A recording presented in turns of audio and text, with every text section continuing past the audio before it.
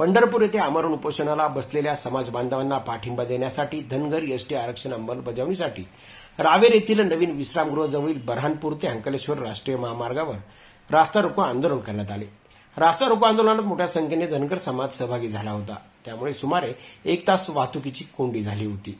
अशी ते आपली जिथे जमात आहे आणि आपली जमात ही पूर्वीपासून आदिवासी समाज आहे। आपला मेंढपाळ बांधव आज दऱ्या खोऱ्यांमध्ये आज त्यांच्या मुलांना शिक्षण नाही, त्यांचं काही कुठलं आरोग्य नाही, कुठले त्यांच्या काही विजेची व्यवस्था नाही।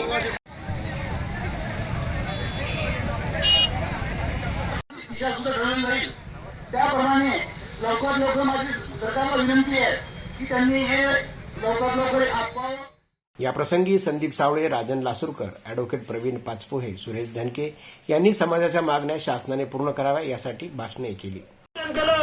आतापर्यंत आपण पाहिलं असेल की धनगरांच्या तोंडाला यांनी पाणी पुसली, पण 2014च्या आधी आपण पाहिलं असेल महाविकास आघाडीनं धनगर समाजाला आरक्षण दिलं नव्हतं, त्यांना हद्दपार करण्याचं काम हे धनगर समाजाने केलं आहे।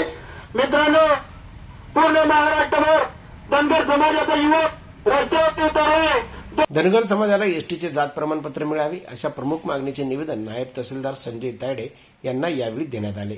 त्यांनी निवेदन स्वीकारल्यानंतर रास्ता रोको आंदोलन स्थगित करण्यात आले। या रास्ता रोको आंदोलनात धनगर समाजासह त्यांनी पाळलेल्या मेंढ्याही मोठ्या संख्येने यांनी रास्ता रोको आंदोलनात सहभागी करून घेतल्या होत्या। धनगड आणि धनगर एकच आहे। धनगड जमात राज्यात अस्तित्वात नाही, त्यामुळे शासनाने धनगडच हा धनगर आहे, कारण अस्तित्वहीन जातीला आरक्षण देता येत नाही। त्यामुळे हिंदीमध्ये धनगड आणि मराठीत धनगर होतो।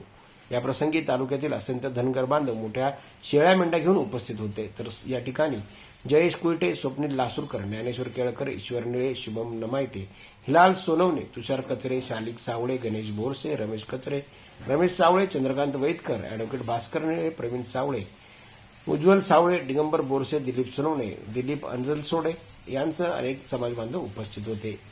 जनजागर मराठी करता भीमराव कोचुरे, जळगाव।